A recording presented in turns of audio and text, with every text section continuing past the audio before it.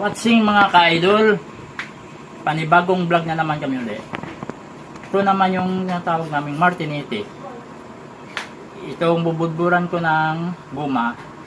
Ito, titingnan nyo. Ito yung paggawa ng Martinete. Ayan. Ganyan lang siya. Ginupit ko lang ng maliit. Ayan. Ayan. Para yung pangpukpok kasi ito sa pangpukpok kasi ito namin itong ginagawin na tawag na Martinete sa isda. Pag kami nanguhuli ng isda sa dagat, ito yung gamit namin. Martinete ang tawag sa amin sa probinsya ng Aklan. Yan.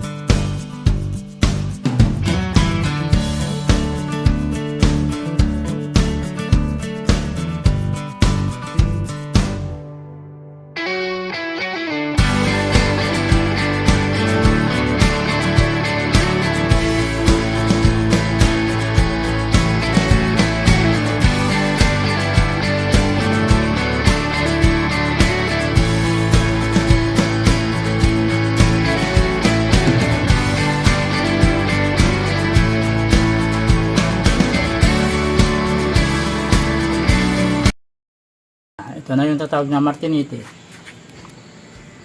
Yan. Pwede mo na rin itong gagamitin sa panghiwa ng isda, panghiwa ng karne, o kahit anong gusto mong hiwa na matigas, pwede ito. Okay. Na matapos, tingnan na lang. Yan na. Okay na mga ka-idol, tapos na. Yung tawag natin Martinete. Okay. Babalik ulit kami. 2, 3. Babalik ulit kami. See you next vlog. Mga ka-idol.